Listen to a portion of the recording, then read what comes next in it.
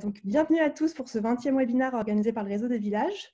On va aujourd'hui traiter la cybersécurité en temps de crise, donc comment détecter les cyberattaques et quelles pratiques mettre en place pour vous protéger en cette période de confinement. Pour répondre à cette question, on accueille aujourd'hui David Bizel, qui est directeur technique chez Sequoia.io, qui est une start-up accompagnée par le village de Brest. Et donc, pour le présenter, je laisse la parole à Arnaud Lemahout, qui est consultant innovation maritime et cybersécurité au village de Brest. Bon webinaire à tous.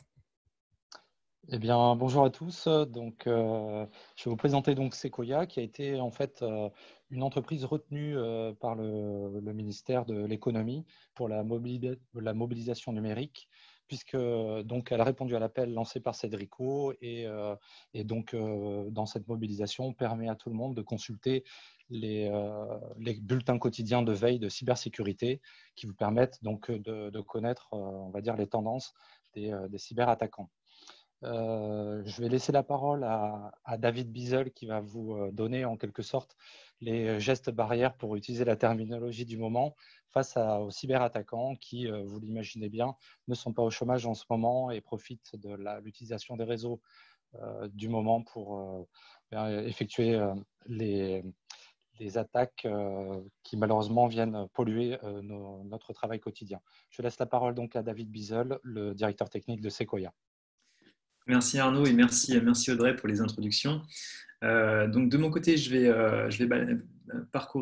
démarrer la présentation. Je vais arrêter la vidéo et démarrer le partage d'écran. Alors, tac, partager. Est-ce que vous pouvez me confirmer que vous voyez bien du coup l'écran? Oui, on voit bien ton écran. Super, très bien. Hop, alors on va faire ça comme ça. C'est parfait. Alors, petite intro sur Sequoia. Donc, Arnaud l'a expliqué un petit peu rapidement. Sequoia, effectivement, est un acteur français spécialisé en cybersécurité. La société existe depuis 11 ans maintenant et a développé on va dire un leadership tout particulier sur ce qu'on appelle la threat intelligence. La threat intelligence, on va dire en langage anglo-saxon, ça veut dire le renseignement opérationnel sur les menaces. Donc, globalement, c'est le principe de pouvoir caractériser qui est un attaquant, comment est-ce qu'il fonctionne, quels sont ses outils qu'il utilise et comment est-ce qu'on peut le détecter pour justement pouvoir comprendre et identifier les cyberattaques auxquelles les entreprises seront concernées. Donc, au sein de Sequoia, on a développé il y a maintenant 4 ans une start-up dans l'entreprise qui construit son propre produit, donc qui s'appelle Sequoia.io.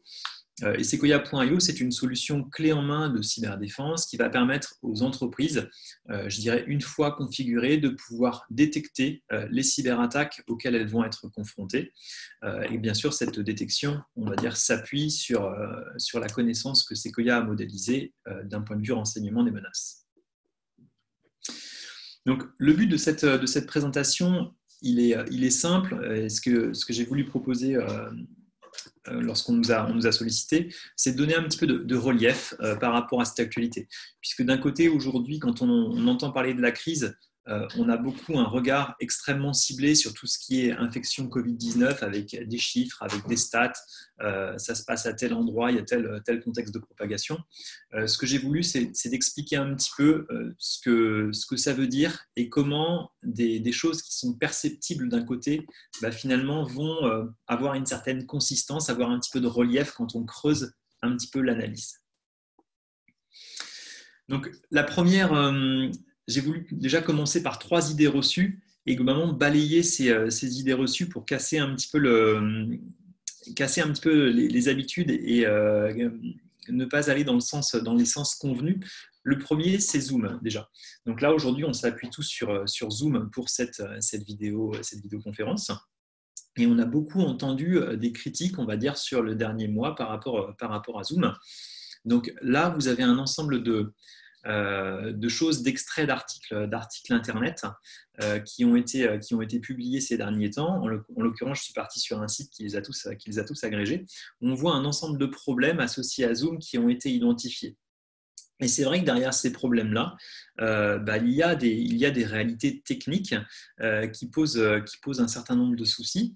Mais globalement, ce qu'il faut bien voir, c'est que je dirais comme tout outil, on va dire, doit être utilisé correctement. Et un outil de visioconférence, c'est pareil. Et lorsqu'il est mal utilisé, globalement, ça peut engendrer des problèmes, on va dire, ou des risques d'un point de vue sécurité.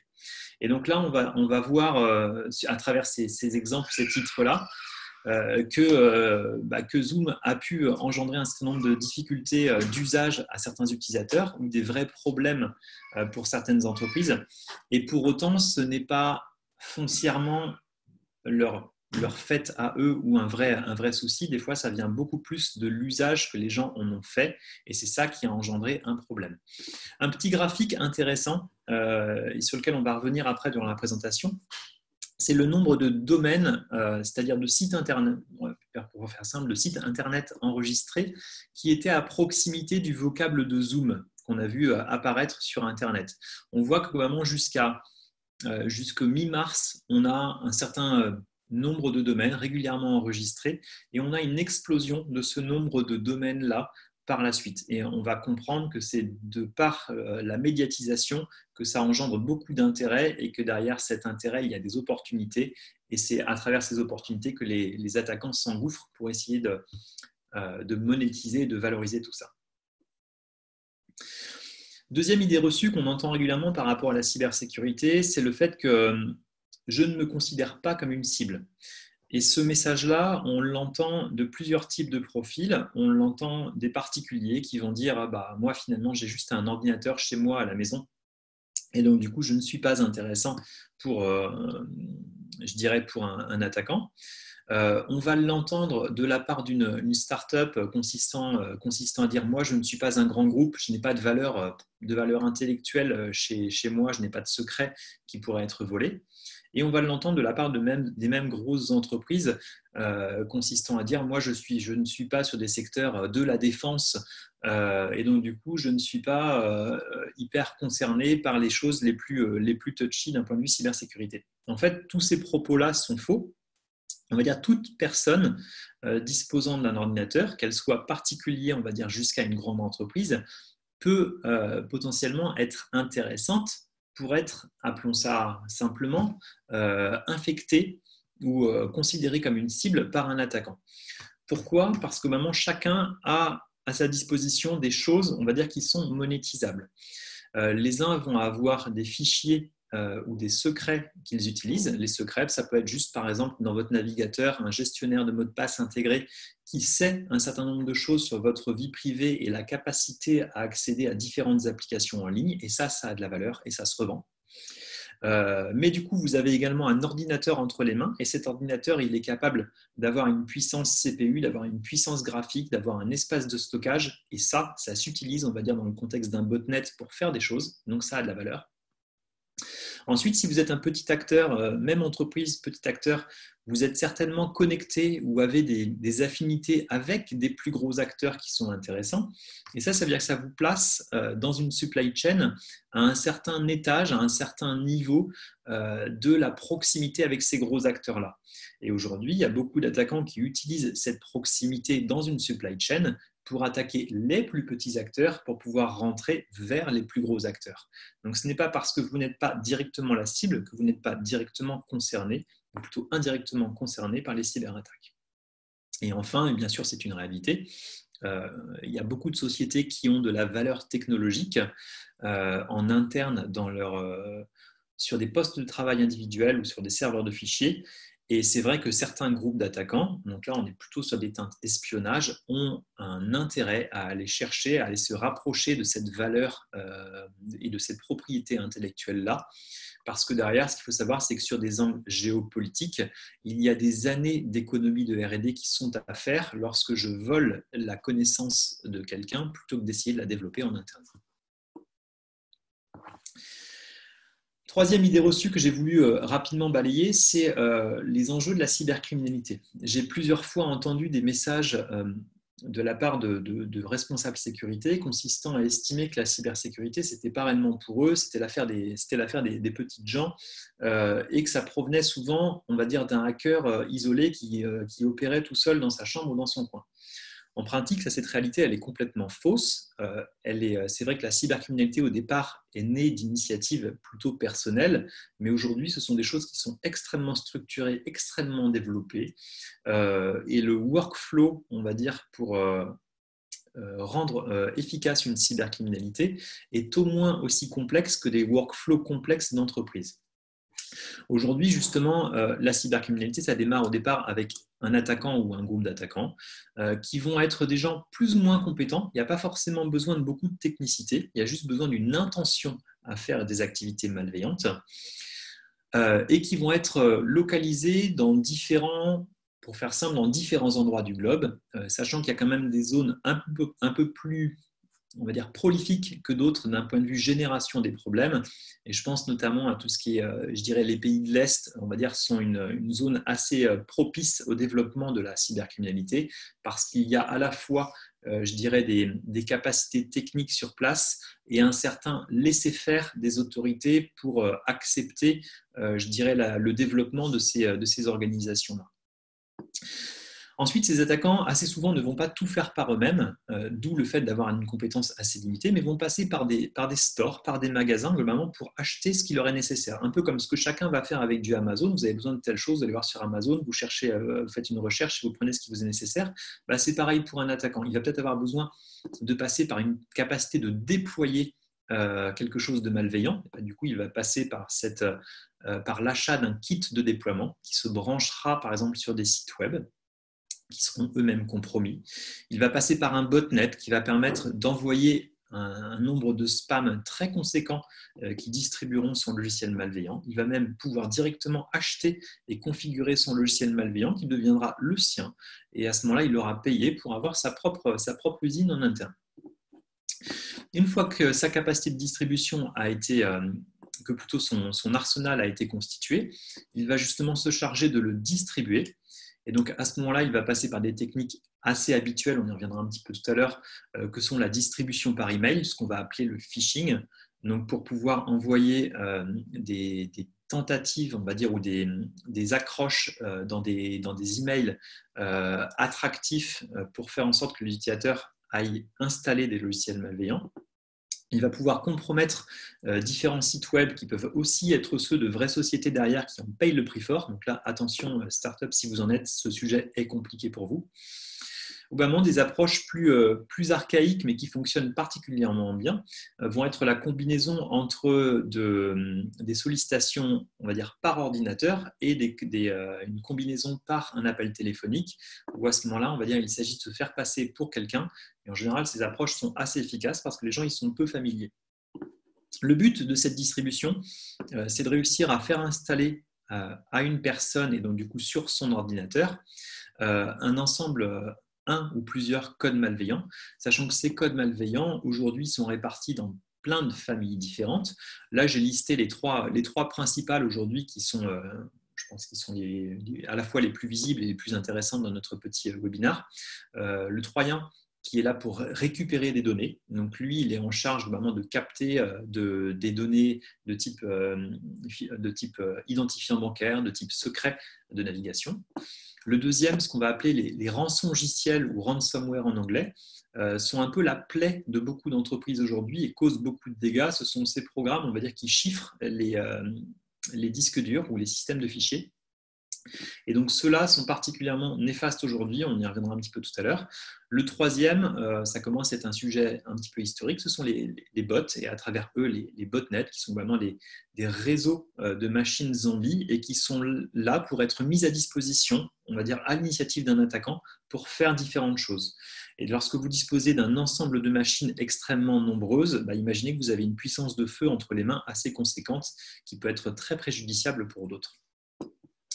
Donc, une fois que ces codes sont installés sur un ou plusieurs ordinateurs, et bien, du coup, il va se passer des choses sur justement soit une machine unitaire, soit un réseau d'entreprise. Et ces choses-là peuvent être plus ou moins visibles, ou des fois pas du tout d'ailleurs. Mais en général, on va dire il va y avoir des choses qui vont qui vont intervenir, comme le chiffrement de disque dur. Donc ça se voit, on va dire, et tout de suite, c'est nuisible pour l'utilisateur. On peut avoir des lenteurs qui sont perceptibles, et ça, typiquement, d'un point de vue efficacité du système d'information, c'est moyen. Et on peut avoir également des mécanismes de perturbation de navigation Internet. Je pense que vous avez tous vu ça sur des machines qui se comportent un peu bizarrement, dans lesquelles on essaye d'aller sur certains sites, et donc du coup, on n'a pas forcément les résultats appropriés. Il se passe des choses un peu anormales au niveau de la navigation Internet. Ça peut venir par soit des extensions dans le navigateur, soit des mécanismes de contournement des systèmes de résolution DNS. Donc il y a pas mal de techniques qui sont possibles, mais c'est extrêmement pénalisant pour l'utilisateur. Et à la fin de tout ça, bien sûr, le but, puisqu'on parle de cybercriminalité, il s'agit de monétiser cette opération. Et la monétisation, bien, elle peut prendre différentes formes. On a parlé ici pour un Troyen de récupérer des données bancaires. Et bien ça, du coup, je peux directement l'exploiter financièrement. Si mon code malveillant avait pour charge de voler de la donnée, que ce soit des secrets, des fichiers, et bien, du coup, je vais pouvoir collecter toute cette matière-là et les revendre, on va dire, sur des forums, sur des black markets, soit en mode très spécifique, soit en masse de données. Et à ce moment-là, je vais vendre des gigas et des téras de données et je vais avoir des gens qui vont me les acheter. Soit directement, je vais pouvoir demander une rançon à un acteur en face, donc soit un particulier qui aura été confronté à un ransomware sur sa machine et pour récupérer ces fichiers, il va devoir payer, soit une entreprise qui aura carrément, et ça c'est plus dangereux, tout son système d'information qui sera chiffré. Et à ce moment-là, c'est le business même de l'entreprise qui est à risque. J'ai vu qu'il y a une petite question qui est arrivée, je vais y revenir à la fin du slide. Et aujourd'hui, ce qui fait que la cybercriminalité est complexe, c'est qu'une fois que la monétisation a été faite, et bien, du coup, elle revient entre les mains de l'attaquant, mais ne croyez pas que ce soit si simple que cela. En général, ça passe par soit des réseaux de personnes, on va dire, distribués et répartis partout sur la planète, permettant de masquer les traces de la circulation de l'argent, soit à travers des monnaies virtuelles comme Bitcoin et Monero.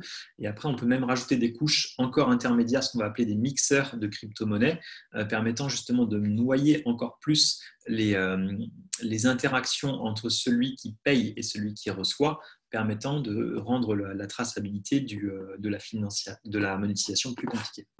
Il y a une question qui est arrivée dans l'interface. Ce que je vous propose, c'est justement de faire ces systèmes de questions-réponses en live sur chaque slide. Donc, je le lis. Quand une entreprise est attaquée via ransomware, faut-il payer pour récupérer ses disques durs? Alors, c'est une très bonne question. Et aujourd'hui, alors je vais vous donner deux réponses. La réponse convenue, c'est le fait de dire non. Il ne faut jamais payer parce que du coup, si vous payez, vous nourrissez la cybercriminalité. Ça veut dire que des gens en bénéficieront, que vous le faites une fois, mais d'autres le feront. Donc du coup, eux génèrent une masse d'argent importante et que du coup, ça profite à leur business model qui continuera. Demain sera encore plus fort et donc du coup, vous aurez encore d'autres rançons, vous devrez encore payer. Donc ça, c'est la première réponse consistant à dire il ne faut vraiment pas. Et d'un point de vue juridique, effectivement, ce sera toujours la démarche qu'on vous donnera.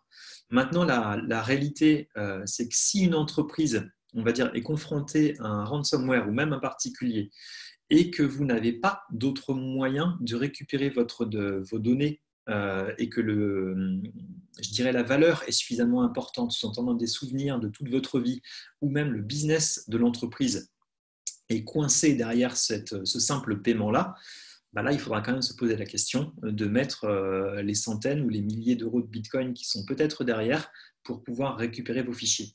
Sachant que, attention, il y a aussi une réalité à ça, c'est que non seulement lorsque vous payez, selon les types de ransomware qui sont activés, certains d'entre eux ne permettront pas de récupérer les données. C'est également une réalité. Même si elle est assez peu présente, il peut s'avérer que vous payiez et qu'à la fin, on va dire, vous ne récupériez pas les clés de déchiffrement pour récupérer vos fichiers. Donc à ce moment-là, non seulement vous avez perdu l'argent, mais vous avez perdu vos fichiers. On viendra tout à l'heure sur les bonnes pratiques justement dans le contexte des ransomware.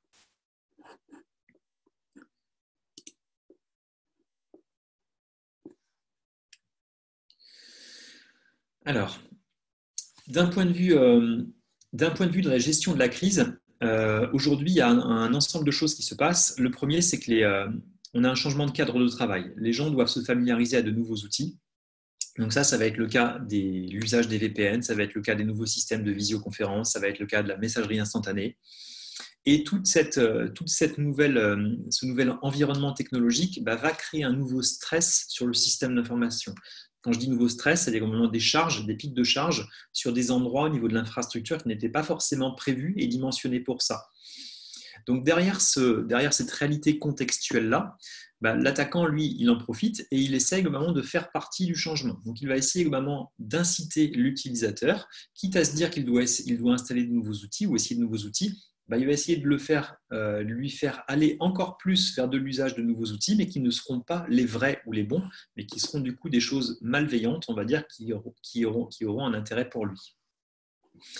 D'un point de vue par contre de l'entreprise, ce changement de cadre de travail crée des risques. D'une part, d'un point de vue, les principaux risques qui vont être concernés, c'est la notion de perte d'efficacité. Et là-dessus, on peut en identifier deux principaux. Le premier, c'est de ne pas avoir réussi finalement à travers l'usage de nouveaux outils et l'adaptation, la scalabilité du système d'information à permettre le télétravail correctement. Et ça a été une réalité, je pense, sur les premières semaines de mars de beaucoup d'entreprises. Donc, comment je dimensionne mon système d'information pour permettre de faire les choses correctement. Je pense à des choses toutes bêtes, le nombre de licences VPN, voilà une réalité toute simple, mais qui pose problème si elle est mal dimensionnée.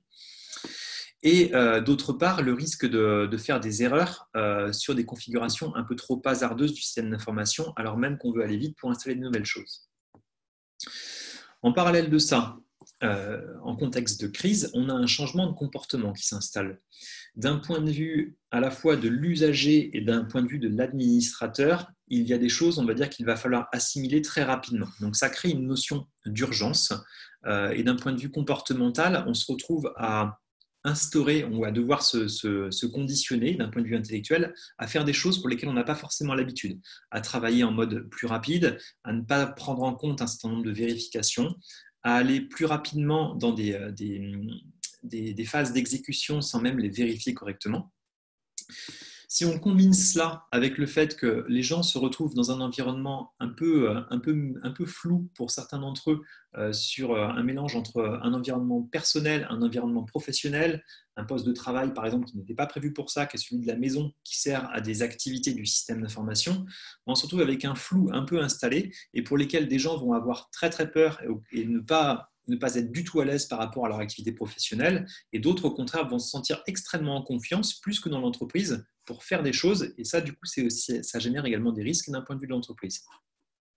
Donc, le fait de parler de changement de comportement, ça veut dire qu'on a un impact sur l'humain, et ça, c'est une vraie opportunité pour l'attaquant d'un point de vue de ce qu'on appelle le social engineering. Ça permet justement d'insuffler des démarches pour inciter les gens à faire des choses encore plus, on va dire, à risque que prévu. Et forcément, si on traduit ça d'un point de vue de l'entreprise, bien là, du coup, ça engendre un certain nombre de problèmes. Et toutes ces démarches-là, on va dire, vont créer du risque technique qu'il va falloir gérer. On va y revenir par la suite. Le dernier point qui va se passer sur un mode de crise, c'est qu'on va avoir un changement de perspective. Ces perspectives-là, vous allez rapidement comprendre de quoi on parle, mais pour les entreprises, on va dire la plupart d'entre elles, on va dire, vont focaliser sur les activités essentielles. Donc, tout comme un corps humain, lorsqu'il est en danger, va focaliser sur les organes vitaux, pour les entreprises, c'est pareil. On va penser business first et tout ce qui va être activité superficielle va être écarté en contexte de crise. Donc, on va revenir sur le cœur même de métier de l'entreprise. Et d'un point de vue du grand public, lui va n'être soumis qu'à un seul son de cloche, qui sera vraiment le son de cloche de l'actualité principale. Et là, en l'occurrence, on n'a qu'à voir depuis un mois, on ne parle que du Covid-19 et pas grand-chose d'autre. Donc, ça veut dire que ça, on va dire, si je traduis ça d'un point de vue des opportunités de l'attaquant, c'est hyper intéressant parce que j'ai un ensemble de mots-clés hyper médiatisés et j'ai juste besoin de m'appuyer sur ces mots-clés-là, vraiment pour mettre en avant, pour promouvoir mes capacités offensives. Et à l'inverse, pour l'entreprise, j'ai un vrai risque qui apparaît, puisque si du coup je décide de mettre la priorité au business et en ne considérant par exemple que les opérations, ça veut dire que je vais sacrifier des aspects peut-être plus considérées comme anecdotiques pour certains, mais qui peuvent être par exemple la sécurité du système d'information, du coup, je vais baisser ma charge d'un point de vue opérationnel sur cette sécurité du système d'information. Mais ça veut dire que j'ai potentiellement des trous dans la raquette qui s'élargissent et potentiellement, peut-être que pendant la crise, je ne le verrai pas, mais je risque de payer le prix fort juste après. Donc, on va essayer de synthétiser un petit peu tout ça. Si on regarde maintenant les bonnes pratiques qui ont du sens, on va dire dans ce contexte de crise, j'ai 2 slides qui en parlent. L'une, on va dire, qui est plutôt orientée télétravail, l'autre qui est plutôt orientée sur les menaces. Et sur chacun des slides, j'ai essayé de séparer un petit peu ce qui concerne une entreprise classique et ce qui concerne plus un focus startup. Quand je dis focus startup, j'entends une entreprise plus on va dire, utilisatrice du monde numérique, plus jeune en termes d'historique, plus agile en termes de solutions technologiques. Voilà, j'essaie de séparer un petit peu les choses comme ça. Donc, pour une entreprise classique, on va dire les principes même de bonne pratique du télétravail, ça va être de considérer tout ce qui va bien d'un point de vue disponibilité.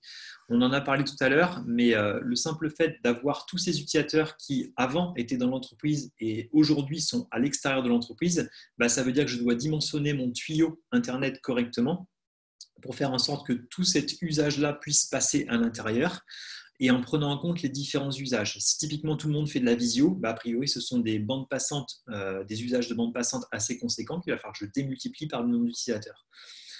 Point également important, c'est que tout ce petit monde-là va avoir besoin de monter des sessions VPN avec, je dirais, des serveurs en interne de l'entreprise. Donc j'ai besoin de dimensionner correctement tout ce qui va être de l'usage du VPN. Et également, point clé également quelquefois oublié par certains, mais mon système d'information doit toujours continuer à être opérationnel. Ça veut dire que derrière le VPN, beaucoup plus loin dans l'infra, je vais avoir des ressources critiques, on va dire, qui vont devoir continuer d'être monitorées et administrées. Donc mes administrateurs doivent garder la capacité, même s'ils ne sont plus à l'interne de l'entreprise, mais de pouvoir administrer cette IT critique. Puisque si elle tombe, dans tous les cas, l'usage même du système d'information en mode VPN n'aura plus de sens. D'un point de vue usage, ce sur quoi il faut bien faire attention, c'est le fait de ne pas aller trop vite dans les configurations. On a vu au départ, justement, dans l'activation des stratégies de mode crise, on va dire, pour plusieurs grandes entreprises, des mises en place de solutions mal fichues. C'est vraiment j'autorise l'accès pour les externes, mais du coup un peu trop permissif au niveau du firewall, et aussitôt les attaquants en profitent. Je mets en place des solutions ouvertes pour accéder à mon système d'information sans mot de passe suffisamment fort. Ça peut être du RDP en environnement Windows. Ça, automatiquement, les attaquants en profitent. Donc, il s'agit vraiment de faire des choses bien proprement, de surveiller les accès anormaux, puisque ça, du coup, dans ce contexte d'usage, on va dire, où tout le système d'information est utilisé de l'externe, je peux identifier des choses qui sont plus ou moins normales, plus ou moins anormales. Je sais globalement où sont mes utilisateurs. Est-ce que si je suis une entreprise française, a priori, tous vont venir de France. Si j'ai des connexions qui viennent d'ailleurs pour mon VPN, peut-être que ça peut soulever des choses anormales. Pareil sur des plages horaires. Mécanisme assez simple qui apporte beaucoup, jouer sur la carte de l'authentification 2 facteurs. Ça permet vraiment de renforcer des mécanismes de sécurité et d'éviter que les attaquants en profitent. D'un point de vue télétravail, en général, les startups, quant à elles, étaient déjà très familiers avec ça. Donc, il y a déjà une résilience qui est plutôt bonne en interne pour les startups. Par contre, attention, il y a toujours des points de vigilance qui sont à couvrir. En général, les startups vont aller vite, on va dire, sur l'activation de solutions numériques externes qui peuvent leur apporter du plus d'un point de vue business, mais attention à ne pas aller trop vite et à vouloir mettre en place des choses trop rapidement qui seraient peut-être des fausses bonnes idées opérées par des attaquants. Pareil, de la même façon, l'usage de l'authentification 2 facteurs est un vrai plus et je vous le recommande à tous pour vos applicatifs sensibles. Quand on entend applicatif sensible, on peut parler à tout ce qui est système de communication, donc par exemple la messagerie, la gestion de vos repositories pouvant être GitHub. Voilà, tous ces environnements-là permettent de faire de la 2FA. Mettez-les en place, c'est important. Si vous êtes sur des environnements mobiles, ça veut dire qu'il y a des laptops dans l'entreprise. Le premier risque d'un laptop, c'est d'être perdu. S'il est perdu, ça veut dire que les données sont exposées. Pour ça, chose toute bête, on va dire chiffrer les disques et imposez-le. C'est une stratégie qui est assez basique, qui ne coûte pas beaucoup en termes de performance et qui protège énormément. Vrai souci, on va dire, par rapport au ransomware, la notion de backup. On en a parlé tout à l'heure, les ransomware, ce sont les programmes qui chiffrent les fichiers du système d'information, soit l'usage d'un ordinateur unique, soit sur tout un système d'information. Pour se protéger contre ça, on va dire qu'il faut vraiment mettre en place une stratégie de backup. Ça peut paraître pas rigolo comme projet, surtout quand on est petit et qu'on n'a pas que ça à faire, mais c'est un vrai risque, on va dire, qui souvent, on va dire, traduit dans des PME ou des startups, lorsqu'il arrive, peut aller jusqu'à la faillite de l'entreprise. Donc, c'est vraiment une action qui est certes pas forcément drôle à mettre en place, mais qui est une vraie protection et un vrai gage de qualité pour le futur. Il y a une question qui est arrivée en parallèle. Peut-on chiffrer un iPad ? Pas à ma connaissance. Pas à ma connaissance, mais on va dire techniquement, il n'y aurait rien qui s'y opposerait. Donc, on pourrait toujours avoir des preuves de concept qu'il le ferait dans un premier temps. Et derrière la preuve de concept, on va avoir des généralisations si cela a du sens. Encore une fois, attention, c'est que la cybercriminalité, c'est la réalité de ce qui marche, on va dire, pour les attaquants. C'est vraiment une preuve de concept. Si elle n'est pas suffisamment rentable, on va dire, elle ne deviendra pas une généralité. Par contre, si demain, toutes les entreprises, on va dire, utilisent des iPads et que tout le système d'information, on va dire, s'appuie sur l'usage de l'iPad, à ce moment-là, il y a de fortes chances que ça devienne une généralité. Deuxième slide sur les bonnes pratiques face aux menaces. Si on regarde la communication pour lutter justement contre toutes les effets d'aubaine, les opportunités des attaquants qui vont exploiter les contextes du coronavirus, du Covid-19 pour essayer de véhiculer, je dirais, des fausses annonces ou des choses qui vous incitent à cliquer, qui vous incitent à installer tel ou tel truc, qui vous incitent à aller sur tel nouveau système de visio. Et tout ça, bien sûr, n'est pas viable, n'est pas sain. Pour ça, le mieux, c'est vraiment de travailler sur l'angle de la sensibilisation, de la communication en interne de votre entreprise, de communiquer les bonnes pratiques, que ce soit vous, à l'échelle justement de la gouvernance de l'entreprise, qui donniez les directives de ce qui doit être fait et pas fait, pour éviter que l'information circule trop rapidement dans l'entreprise et que les fake news puissent se propager. Un point important, c'est qu'aujourd'hui encore, d'un point de vue cybercriminalité, il y a beaucoup de choses qui passent par le phishing. Donc, le phishing, ça reste les emails que vous pouvez recevoir, on va dire, et qui vous incitent au début à aller sur un site X ou Y qui forcément est à problème. Et il faut vraiment expliquer aux utilisateurs, on va dire, ce que c'est que ces emails de phishing, comment est-ce qu'on les détecte et surtout comment est-ce qu'on évite de rentrer dans ces schémas d'arnaque-là. En contexte de crise, dans un cas par exemple où toutes les équipes IT sont moins disposées à assurer des workflows habituels comme des workflows de patch management, à ce moment-là, il ne faut pas hésiter à l'intensifier, ce patch management. Il faut toujours le faire, mais il faut peut-être avoir des raccourcis consistant à dire que des choses qui avant étaient validées dans des schémas manuels, là du coup deviennent des processus automatiques. Autre bonne pratique, on va dire pour ceux qui sont en environnement Microsoft, la désactivation des macros dans les documents. En général, ça ne sert pas. Très peu de documents qui aujourd'hui sont utilisateurs de macros. Il y a peu d'environnements business qui vraiment nécessitent des usages de macros. Donc, ce n'est normalement pas un problème de les désactiver à l'échelle de l'entreprise. Et dans la mesure où ça apporte énormément de risques, par contre, de l'autre côté. Donc, c'est vraiment un gros quick win, on va dire, que de pouvoir faire ça. Et autre point essentiel, surtout dans un contexte de crise, surveiller les communications réseau entrantes et sortantes de l'entreprise. À la rigueur, pour ceux qui ont un peu plus de capacité opérationnelle, mettez en place ce qu'on appelle un SOC, un Security Operations Center, qui va être là pour vérifier tout ce qui se passe. Donc ça, ce sont pour les entreprises classiques. Et pour la startup, on va dire, pour faire très simple, vous avez le choix sur vos machines, soit vous utilisez du Linux et globalement vous êtes à peu près à l'aise, soit de l'OS X et vous êtes à peu près à l'aise, tout simplement pas trop concerné à des menaces. Il y en a quand même, je ne dis pas qu'il n'y en a pas, mais il y en a beaucoup moins. Soit si vous êtes sur un environnement Microsoft, prenez soin d'avoir un antivirus installé et à jour sur vos machines. Là encore, ça peut paraître une banalité, ce que je dis. L'antivirus ne résout pas tout, clairement, ce n'est pas une solution à 100%, mais ça évite un certain nombre de problèmes que vous pourriez avoir.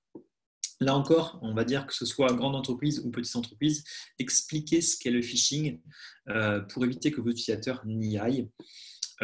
On parlait du patch management, automatisez-le dans une startup, il n'y a pas de raison de ne pas le faire. Donc, vraiment, un patch qui arrive, on va dire proposé par l'éditeur, doit être installé automatiquement et communiqué là-dessus pour que chacun de vos utilisateurs le fasse. Encore une fois, les mécanismes d'authentification de facteurs, c'est une très très bonne chose. Et au niveau des menaces, on va dire si vous le mettez, on va dire sur l'angle de la messagerie, ça permettra justement de faire en sorte que l'accès justement aux enjeux de communication de l'entreprise ne soit pas utilisable par des tiers, par d'autres. C'est important. Et si on pense startup, ça veut dire que vous avez certainement, je dirais, de l'applicatif en mode web probablement. Faites en sorte d'auditer vos applications pour éviter qu'elles ne soient exploitées par des menaces et qu'elles ne soient vulnérables pour les attaquants, ce qui en ferait du coup des points de rebond pour qu'eux distribuent leur cochonnerie et leur code malveillant. L'avantage, c'est que maintenant, faire tout ça, je sais que quand on est petit, c'est pas forcément rigolo, on n'a pas forcément envie de dépenser du temps et de l'énergie sur de la sécurité, mais dites-vous bien que si vous faites ça, et pareil que vous travaillez sur le slide d'avant, eh bien vous aurez à ce moment-là en interne la capacité d'avoir un plan d'assurance sécurité pour PASS qui montrera que vous faites des choses correctement, que vous prenez en compte la sécurité. Et dans tous les cas, cette démarche-là, ce plan d'assurance sécurité, vous pourrez le présenter soit à des grands comptes qui vous le demanderont demain pour être vos clients, soit à des investisseurs pour montrer que vous prenez les choses sérieusement, que vous considérez le sujet sérieusement et que donc du coup votre business n'est pas à risque. Voilà, en synthèse, si on essaye de résumer un peu cette présentation en quelques messages, prenez le temps de communiquer, d'informer vos utilisateurs, sensibilisez-les à minima et ne laissez pas le doute s'installer. Donnez les bonnes pratiques, dites ce qu'il faut faire. Ce qui revient également sur le point 2, quitte à dire ce qu'il faut faire, profitez-en pour mettre en place un début de politique de sécurité. Puisque dans ce contexte-là, je pense que vous l'avez expérimenté, il est nécessaire qu'il y ait une gouvernance qui donne la ligne directrice. Donc c'est le bon moment pour pousser des choses qui sont de facto en ce moment bien acceptées par l'entreprise, ce qui pourrait être un peu plus compliqué dans un mois. Et de la même façon pour expérimenter un plan de continuité d'activité. Ça c'est plutôt pour les plus grosses entreprises. En général, les plans de continuité d'activité, c'est une bonne pratique, mais rarement les entreprises ont le temps de le mettre en place avant la crise. Là, finalement, il y a de fortes chances que la crise soit arrivée avant la mise en place du PCA. Bien profiter de l'opportunité pour voir ce qui a marché, ce qui n'a pas marché, et commencer à rédiger un draft de PCA. Point important également, c'est un peu ce qu'on fait à travers ce webinaire, restez connectés, tenez-vous au courant sur ce qui se passe, sur l'actualité, notamment technologique, pour pouvoir justement communiquer à vos utilisateurs, ce qui demain peut poser problème. Ce que Audrey vous fera, c'est qu'elle vous enverra après ce webinaire des petits bulletins que nous, Sequoia, réalisons, qui sont des bulletins justement sur la cybersécurité et qui présentent des synthèses d'actualité sur à la fois des menaces, des groupes d'attaquants, des problématiques et qui permettent de rendre actionnable, de lancer des actions derrière pour faire des choses, on va dire, et pour lutter contre ces problèmes. Donc ça, vous récupérez ces fichiers-là par la suite, ça pourra vous servir éventuellement. J'ai débordé par rapport au timing prévu, il nous reste une vingtaine de minutes. Merci à vous de m'avoir écouté et je suis ouvert aux questions s'il y en a. Eh bien, merci David, c'était très intéressant et si tu as débordé, c'est qu'il y a beaucoup de choses à dire. On a déjà de nouvelles questions, notamment comment filtrer au maximum les messages suspects. Certains passent à la trappe, mais comment le faire? Alors, comment filtrer les messages suspects? Je ne suis pas sûr de comprendre exactement la question. Est-ce que celui ou celle qui l'a rédigé, du coup, pourrait expliquer un petit peu plus ce qu'il a en tête à ce moment-là? Et peut-être on y revient par la suite, Arnaud. On passe à la deuxième. Donc, petite question, alors là, c'est de ma part. Comment peut-on mettre simplement un moyen d'authentification de facteurs sur sa messagerie, par exemple? Est-ce que tu aurais un exemple à nous donner? Alors, oui, tout à fait. Alors après, l'authentification de facteurs, en général, ça ne se fait pas seul. C'est le fournisseur de solutions de messagerie qui va pouvoir le faire. Donc, que ce soit sur un mode Office, sur un mode G Suite et ça doit marcher également avec pas mal d'autres, vous allez pouvoir justement vous appuyer sur des mécanismes de framework d'authentification qui vont permettre justement d'utiliser deux composantes lorsque vous vous présentez en tant qu'utilisateur. Ce qu'on appelle justement l'authentification de deux facteurs, pour lequel il faudra deux éléments d'identification pour vous reconnaître. En général, quand on parle de deux facteurs, assez souvent on combine ça avec trois propriétés qui sont vraiment quelque chose que vous connaissez. Donc ça peut être un mot de passe, quelque chose que vous avez. Donc ça peut être par exemple une clé USB, ça peut être un bout de papier qui aura été imprimé préalablement. Ou le troisième point, c'est quelque chose qui vous caractérise. Et donc là, c'est ni plus ni moins que des enjeux biométriques. Ça peut être votre empreinte digitale, ça peut être une empreinte rétinienne. Donc on va oublier la biométrie parce qu'en général, c'est techniquement un peu trop compliqué à mettre en place, on va dire, sur des usages grand public. Par contre, on va dire les deux premiers, quelque chose que vous savez et quelque chose que vous possédez, ça permet de mettre en place des systèmes d'authentification de deux facteurs qui marchent très bien, fournis par les grands éditeurs. Donc là encore, je reviens, mais que ce soit du Microsoft, de l'Amazon, du Google, tous, on va dire, vous permettent de mettre ça en place. Et aujourd'hui, il y a beaucoup d'actifs informationnels qui sont à risque. Derrière, c'est l'usage que vous avez des souscriptions à ces produits-là. Donc, activez l'authentification de facteurs, que ce soit sur la création de vos données métiers, donc là je pense notamment à du GitHub si vous êtes sur des enjeux de développement, que ce soit sur des enjeux de communication, et je pense à toute la messagerie si vous êtes sur par exemple du G Suite ou du Office, ça se fait très bien, ça marche assez facilement. Pour ceux qui n'ont pas expérimenté, vous allez pouvoir très bien combiner le password que vous utilisez actuellement pour vous connecter avec un simple smartphone qui vous enverra un SMS qui vous permettra d'utiliser une application d'authentification. Voilà, tout ça sont des principes, on va dire, qui peuvent très bien fonctionner ensemble. Et aujourd'hui, il n'y a rien qui freine à l'usage de cette authentification de facteurs. Je vois d'autres questions en mode question-réponse. Donc, je ne sais pas, Arnaud, comment est-ce qu'on procède entre celles que tu avais, toi, et les questions-réponses? Je vais laisser Audrey se charger de la question où on a besoin d'un peu plus, d'un complément d'information. Et pour la suite, je te laisse répondre au fil de l'eau.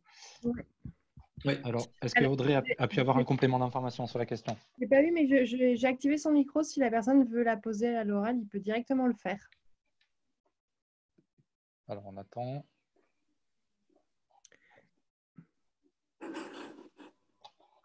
Non, je vais lui envoyer un message en privé. Si jamais il souhaite la poser plus tard, on le laissera la poser. Est-ce que de ton côté, David, tu as des pratiques à nous partager? On a de plus en plus de personnes qui organisent des webinars, qui font des visioconférences pour échanger entre équipes ou avec les clients. Est-ce que tu as des outils particuliers qui sont plus sécurisés que d'autres à nous conseiller? Oui. C'est une bonne question. On revient un petit peu au slide d'introduction. Ce qu'il faut bien voir, c'est qu'il y a à la fois les outils et il y a les usages. Et en général, les outils ne sont pas nuisibles. On va dire qu'ils sont suffisamment bien faits, surtout lorsqu'ils commencent à être robustes à un stade d'industrialisation pour ne pas créer de problème. Par contre, les usages peuvent être à problème. Le gros des soucis qu'il y a eu, par exemple, avec Zoom, c'était notamment sur le fait que des gens, on va dire, mettaient à disposition l'adresse des sessions Zoom, on va dire, sur des réseaux sociaux, et que donc du coup cette adresse-là se retrouvait ouverte aux quatre vents. Donc forcément, si vous faites ça, vous ne pouvez pas attendre, par exemple, de vous mettre dans une place publique avec un groupe de 4 personnes et de se dire, OK, ce groupe de 4 personnes, il reste privatif entre nous 4. Ben non, vous êtes dans un espace public et n'importe qui peut venir se confronter à ce groupe-là. C'est exactement la même chose qui s'est passé avec cet exemple-là sur Zoom. Donc attention aux usages, faites juste des choses qui soient logiques. Si la solution, quelle qu'elle soit, que ce soit du Zoom, du Hangout, du Teams, permet de mettre en place, on va dire, des restrictions, vous donne une URL et que l'URL est indiquée chemin public pour accéder à la salle visio. Du coup, ne diffusez ça qu'aux personnes concernées. Forcément, si c'est diffusé plus largement, ça leur donne l'opportunité de se joindre au groupe. Après, il y a les enjeux de vulnérabilité des systèmes, des solutions. Et là-dessus, toute solution technologique, on va dire, est vulnérable à un moment ou à un autre face à des attaques. Ce qui s'est passé avec Zoom, c'est à la fois intéressant, enfin, je trouve ça assez intéressant, c'est que la société est jeune. Zoom, ça reste c'est peut-être plus une start-up, mais c'est une boîte qui est assez récente, qui est née, on va dire, je crois, des fondateurs de Webex, on va dire, qui trouvaient que la solution n'était plus assez bien pensée, et donc du coup, on lançait Zoom. Mais du coup, par rapport à d'autres grands acteurs, on va dire qu'il n'y a pas eu autant de temps passé pour l'industrialisation. Par contre, techniquement, il y a plein d'intérêts sur le fait d'utiliser la solution qui apporte plus de souplesse, plus de flexibilité, bref, un usage plus intéressant pour les gens. Et il ne faut pas se priver d'avoir ces usages-là, on va dire, simplement au regard de quelques critiques qui ont pu être exprimées à droite ou à gauche. Donc, moi, je suis un fervent... je ne vais pas essayer de jeter, de cracher dans la soupe, on va dire, en disant qu'il ne faut pas utiliser Zoom, utiliser une solution de visio française. Il y en a qui sont un peu plus robustes que d'autres, mais Zoom, bien utilisé, sera une très bonne solution. Nous, typiquement, aujourd'hui, au quotidien, on va utiliser du Zoom, on va utiliser du Hangout, on va utiliser du Teams. Alors, vous voyez, par exemple, ces trois solutions-là sont des solutions américaines. Ce qui veut dire qu'effectivement, si je dois travailler avec un acteur de défense français, je ne vais peut-être pas prendre celle-là, j'en prendrai peut-être une autre. Mais voilà, il ne faut pas s'interdire de prendre ces solutions, il faut juste les considérer avec parcimonie selon les usages qu'on en fait. Mais la plupart du temps, il n'y a pas réellement d'impact et les solutions sont quand même bien pensées aujourd'hui, notamment pour la visio. Alors David, j'ai quelques précisions sur la question tout à l'heure. Donc en fait, la personne faisait référence aux mails qui échappent aux boîtes spam, qui arrivent directement dans les boîtes de réception. Voilà, donc c'est de cela dont il s'agit. Donc comment les détecter après, comment détecter ceux qui sont un problème une fois qu'ils ont franchi les filtres, c'est ça? Voilà, exactement. Pourquoi déjà ils sont détectés en tant que spam et comment on peut le faire si ça n'a pas été filtré? Oui. Alors, les mécanismes de détection de spam, on va dire, il y a des technologies derrière qui permettent justement de mettre un flag spam ou pas sur les emails. Donc là, il y a pas mal de choses qui peuvent rentrer en place. Il y a des techniques de réseau bayésien qui apprennent progressivement. C'était une approche historique et qui est encore utilisée par des systèmes de solutions anti-spam. Aujourd'hui, le gros de la force des solutions anti-spam, c'est la masse. C'est-à-dire vraiment la masse d'utilisateurs qui vont déclarer des choses. Aujourd'hui, par exemple, Google, on va dire à travers Gmail, utilise un système qui est diablement efficace et il y a énormément de mails à problème, on va dire, qui sont flagués comme spam et il y en a très peu qui réussissent à passer des barrières. Alors, je pense que vous en voyez tous. On en a tous eu dans nos boîtes qui auraient dû être flagués comme spam et qui finalement nous arrivent directement. Mais ça, moment, encore une fois, on en revient au principe, c'est que c'est la force des utilisateurs que de déclarer ce qui est légitime ou ce qui ne l'est pas. Donc, dès lors qu'un premier utilisateur déclare ce mail-là comme étant un problème, après, il y a un mécanisme d'apprentissage qui rentre en place et qui va permettre de considérer que sur certains éléments du message, si j'ai d'autres utilisateurs qui me disent la même chose, s'entendant ce n'est pas légitime ou c'est un spam, du coup, au bout de quelques classifications avec ces tags-là, le système apprendra tout seul et considérera que ce spam-là, que ce type de message-là est un spam. Mais c'est vrai, il ne faut pas hésiter. N'hésitez pas, les systèmes permettent de dire dites-nous si c'est du spam ou si ça ne l'est pas. Faites ça. Vous êtes les mieux placés en tant qu'utilisateur pour savoir si à la fin ces messages étaient légitimes ou pas. Donc, d'autres questions. Est-ce que la crise Covid a changé le type des attaquants? Nouveau pays, nouvelle organisation? Non. Non, la cybercriminalité, et les choses un peu plus complexes comme les enjeux de cyberespionnage n'ont pas eu le temps d'évoluer, on va dire, en aussi peu de temps. Donc, ce sont les mêmes groupes qui sont derrière. Par contre, ils ont pu faire évoluer leur mode opératoire un peu. Quand je dis un peu, c'est parce que d'un point de vue usage, on ne sait pas faire évoluer des modes opératoires trop rapidement. C'est coûteux de faire évoluer un mode opératoire. Donc, on ne peut que faire évoluer des petites choses. Mais par exemple, le fait d'avoir des campagnes, des thèmes, par exemple, pour inciter les gens à consulter telle chose, inciter des utilisateurs à installer tel logiciel, à cliquer sur tel lien. Tout ça, ça passe par des thèmes graphiques. Et il y a beaucoup de groupes d'attaquants qui ont profité de l'opportunité des crises coronavirus, Covid-19 pour créer des thèmes graphiques avec ces mots-clés-là permettant du coup de se rendre encore plus intéressant dans un contexte d'actualité où on ne parle que de ça. Donc beaucoup de groupes ont mis ça en place.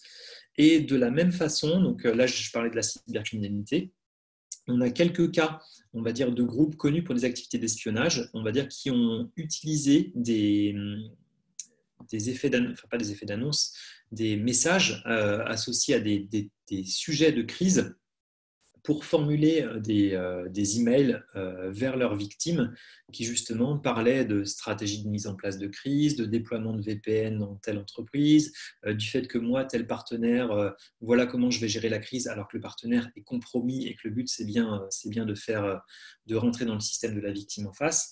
Donc oui, l'actualité a été utilisée, mais des groupes ne sont pas apparus, on va dire, juste autour de cette actualité. Bien, merci. Autre question, existe-t-il des comptes email sécurisés et gratuits pour des particuliers?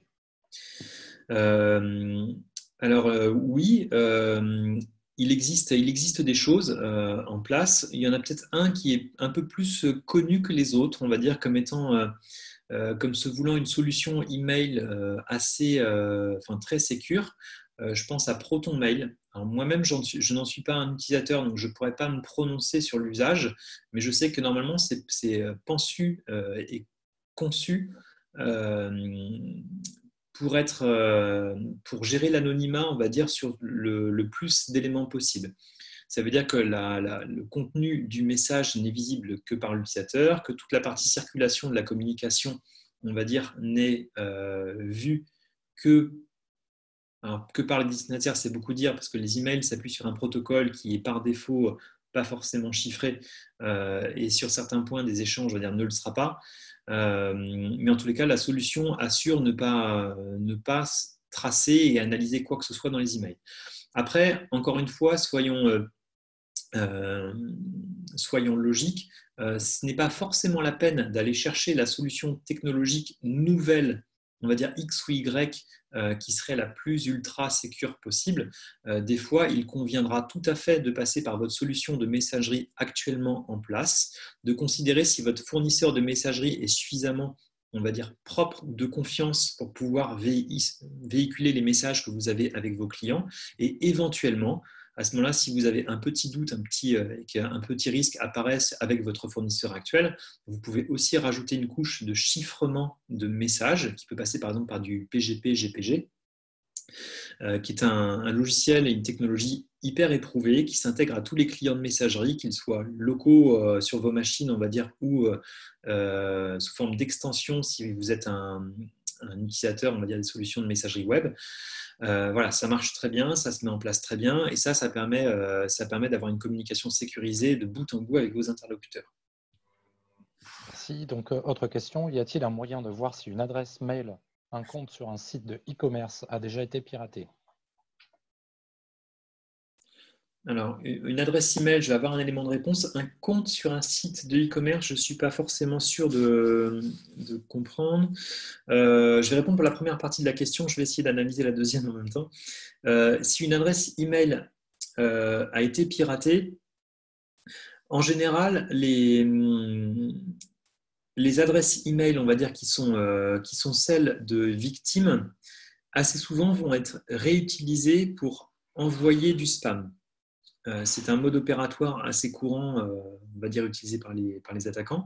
Et si l'adresse email qui a été piratée a elle-même été utilisée pour envoyer du spam, à ce moment-là, elle devient connue des systèmes comme étant justement à problème et comme étant dangereuse. Donc là, à ce moment-là, on rentre dans d'autres mécanismes de base d'information, et on peut parler de threat intel potentiellement, qui va permettre de savoir et de référencer que telle adresse email a été à un moment utilisé pour distribuer tel genre de code malveillant par tel groupe d'attaquants dans telle campagne entre tel moment et tel moment. Voilà, ça c'est le genre d'information qu'une base de threat intelligence va permettre d'avoir. Après, je dirais, ça ne va pas. Toutes les adresses email compromises ne seront pas forcément connues. Par exemple, vous avez certainement eu ces cas-là. Quelqu'un que vous connaissez, on va dire, et qui vous envoie un email à vous parce que vous êtes dans son carnet d'adresse, qui vous dit voilà, j'ai besoin de 100 euros, je suis coincé, je ne sais pas moi, dans un tel pays du monde, je peux pas parler, il faut absolument que tu m'envoies de l'argent à telle adresse. Lorsque vous avez ça, ça veut juste dire que son compte de messagerie a été compromis, certainement par l'installation d'un code malveillant sur sa machine, qui a récupéré les accès à la partie messagerie, et qu'un attaquant s'est amusé à se connecter à la main à un système de messagerie, à contacter tout le carnet d'adresse et à envoyer ce mail-là. Et en général, ces mails-là n'ont pas été diffusés ou notifiés comme étant des générateurs de spam massifs, donc ne sont pas connus comme étant compromis alors qu'ils le sont.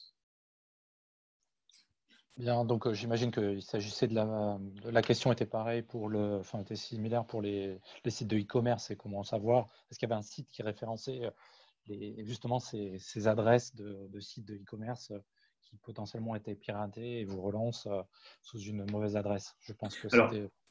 Ouais, je vois deux éléments, effectivement. Je vais prendre la question sur deux angles. Un site de e-commerce qui aura été piraté, en général, lui, il y a de fortes chances qu'il soit connu. Parce que s'il est piraté, ça veut dire qu'il sert de point de diffusion et de propagation de logiciels malveillants. Et ça, en général, ça se voit assez vite et assez bien.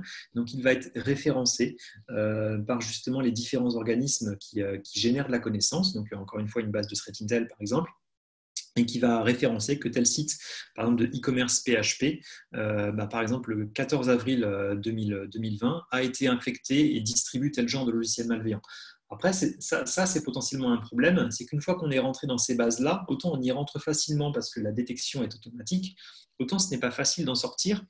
Et ce sera de la responsabilité de l'entreprise qui s'est faite compromettre que d'en sortir. Et j'ai déjà vu des grosses difficultés comme ça à réussir à sortir de ces bases-là, parce qu'en général, quand vous commencez à rentrer dans un circuit, on peut appeler ça une boucle vertueuse, au moment où cette propagation se diffuse dans tous ceux qui ont cette connaissance-là. Mais du coup, vous devez, une fois que vous avez résolu le problème, réussir à courir derrière les uns et les autres pour dire que maintenant, ce point-là, il est propre, que vous l'avez nettoyé. Donc attention, c'est presque des fois ce sera plus intéressant d'avoir justement un environnement applicatif de qualité, d'où l'audit de vos applicatifs, pour éviter d'être vulnérable et touché par ce genre de choses, parce que si vous l'êtes, vous allez vraiment courir derrière tout un tas d'opérateurs Internet pour dire « Eh oh, ça y est, je suis clean, eh oh, je suis clean ».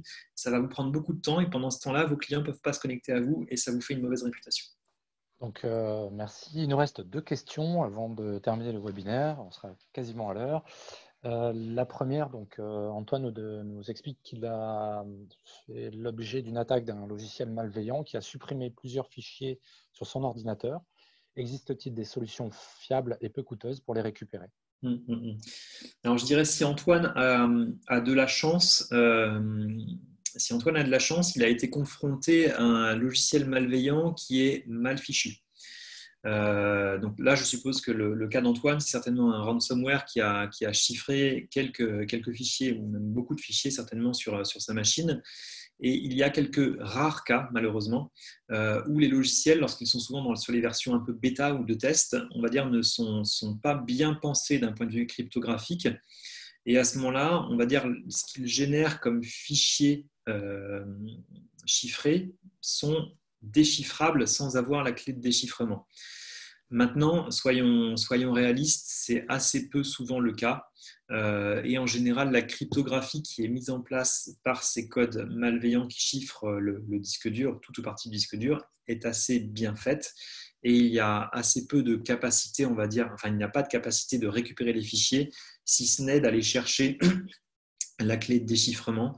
Et donc, du coup, pour l'avoir, assez souvent, il va falloir payer. Le point préférable, c'est effectivement si Antoine dispose d'une sauvegarde qui aura été faite sur sa machine, c'est bien sûr ce serait le point de passage obligé. Et s'il n'y en a pas, se posera la question de payer. Ok, merci. Dernière question, et ça tombe bien, ça permettra de pouvoir parler de votre solution chez Sequoia.io, puisqu'on nous demande si vous disposez d'une version pour TPE, artisan, voire particulier. Donc, tu as été assez discret quant à vos solutions. Donc, tu as le loisir maintenant de faire un peu de promo sur votre solution. Merci pour la question, Charles. Donc, Sequoia.io, c'est une solution effectivement clé en main de cyberdéfense qui va permettre de détecter les cyberattaques, de détecter tout ce qui va être menaces auxquelles une entreprise est confrontée. Si vous connaissez un petit peu ces enjeux-là, ça va regrouper les principes d'un SIEM, d'un SOC et d'une Threat Intelligence intégrée. Donc c'est tout ça, c'est du tout en un, ça reprend tous ces éléments-là. Et ça va permettre effectivement sur un ensemble d'événements du périmètre client de détecter ce qui se passe et de voir s'il y a des menaces à l'intérieur.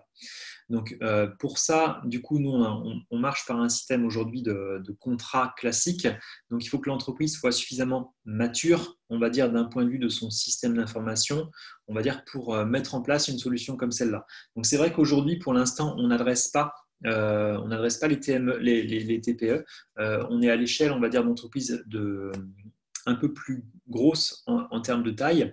Mais clairement, par contre, ça fait pour nous partie des objectifs. On est vraiment en train progressivement de descendre les seuils tous les étages, on va dire, de facilité d'accès à la solution pour faire en sorte que demain, Sequoia.io soit une solution complètement souscriptible en mode guichet. Et quand je dis mode guichet, ça veut dire effectivement qu'il n'y a plus de limitation en termes de taille. Le tout devient processé automatiquement. Donc, ça peut être de la grande entreprise, de la moyenne entreprise, comme ce qu'on fait déjà aujourd'hui, de la start-up très technologique, et ça, on en a déjà quelques-unes, mais jusqu'au tout petit, la toute petite entreprise ou l'artisan ou le particulier. Et ça, aujourd'hui, on est sur des zones d'expérimentation. On a des choses qui tournent et qui sont très satisfaisantes, mais on veut vraiment aller vers un mode guichet complet pour pouvoir offrir ce mode-là demain. Pour finir, donc une dernière question. Bonjour, donc en formation de cybersécurité, on nous déconseille de payer car il y a peu de chances de récupérer nos fichiers. Tu as partiellement répondu à cette question, mais partiellement, tu as complètement répondu, mais je te laisse réitérer tes propos. Très rapidement, parce qu'on va devoir arrêter ensuite, il est 15 heures passées. Ah oui, pardon, j'avais pas vu. La question, la question sur faut-il payer ou ne pas payer, elle est bien réelle et effectivement, il n'y a pas de bonne réponse à cela. Si je vous dis qu'il ne faut pas payer, certaines entreprises, on va dire, choisiront. Ça veut dire qu'on fait le choix de mettre la clé sous la porte parce que juste, il n'y a plus de business derrière. À mon sens, ce n'est pas acceptable. Donc, s'il y a une potentialité de récupérer la donnée, et en général, on le sait, parce que je vais expliquer pourquoi, c'est que lorsqu'on est confronté à un logiciel malveillant, un ransomware en l'occurrence, puisque si ça chiffre les données, ça va être ça. Le simple fait de taper son nom sur Internet et de voir s'il y a des avis utilisateurs, on va rapidement savoir si le groupe qui est derrière, on va dire, permet justement de récupérer ces fichiers ou pas. On va rapidement trouver des avis d'utilisateurs qui diront moi j'ai payé, je n'ai pas eu accès, ou à l'inverse, moi j'ai payé et j'ai récupéré mes fichiers. Donc assez souvent, on va dire, même si le code est nouveau, il suffit de peu de cas, on va dire, pour prendre connaissance de quel est le mode opératoire du groupe d'attaquants derrière et s'il est, on va dire, non pas éthique, parce que ce n'est pas le cas, mais s'il est suffisamment correct, on va dire, dans son approche, dans son business model, pour vraiment donner les clés de déchiffrement. Il faut savoir quand même quelque chose, c'est que ces groupes-là, on va dire, pour que leur business fonctionne, ils ont intérêt de donner les clés de déchiffrement. Parce que s'ils ne les donnent jamais ou pas, ça veut dire que rapidement, les gens sauront que ransomware égale je paye une fois, mais je ne récupère jamais mes fichiers. Et à ce moment-là, leur business model s'arrête. Donc, ils n'ont pas intérêt à ce que leur business model s'arrête, bien au contraire. Donc, ils ont intérêt à refournir les clés. Donc, moi, je dirais que oui, ça arrive, ce que j'évoquais tout à l'heure, des cas où vous ne récupérerez pas vos fichiers, vous avez payé, vous ne les récupérez pas, mais ce n'est pas la majorité. Pour moi, à mon sens, on est plutôt sur quelque chose aux alentours de 30%, on va dire, des cas sur lesquels vous payez, vous ne récupérez pas, mais les 2 tiers vont permettre de récupérer. Encore une fois, je n'ai pas de plaisir à vous dire ça. Ce n'est pas une satisfaction de dire que c'est en payant la criminalité qu'on récupère ces fichiers, mais c'est une réalité qui nécessite d'être considérée. Eh bien, merci beaucoup, David. Je finirai simplement par vous remercier, toi déjà, pour ton intervention et les acteurs de la cybersécurité, parce que quelque part, vous êtes les surveillants et les soignants de nos réseaux informatiques et je sais qu'on en a bien besoin en ce moment. Donc, un grand merci à toi et je laisse la parole à Audrey pour clore ce webinaire. Oui, merci beaucoup David pour tous tes conseils. Comme tu le disais, j'enverrai à tous les participants les notices éditées par Sequoia.io dans l'après-midi avec le lien du replay pour que les personnes puissent le le revisionner et on enverra également un Typeform dans ce même mail pour les personnes qui souhaitent être mises en relation avec toi pour continuer les échanges suite à ce webinaire. Donc, n'hésitez pas à prendre contact avec David suite à son intervention d'aujourd'hui. On se retrouve demain à 14 h pour un webinaire sur les effets de la crise, sur les opportunités de fusion-acquisition avec 2 experts de Sodica. Je vous ai mis le mail sur, le lien pour vous inscrire sur l'onglet Converser, donc n'hésitez pas à vous inscrire dès maintenant. Merci beaucoup Arnaud pour l'animation du webinaire et encore un grand merci à David. Merci à vous. Merci, merci à tous, à bientôt. Au revoir. Au revoir.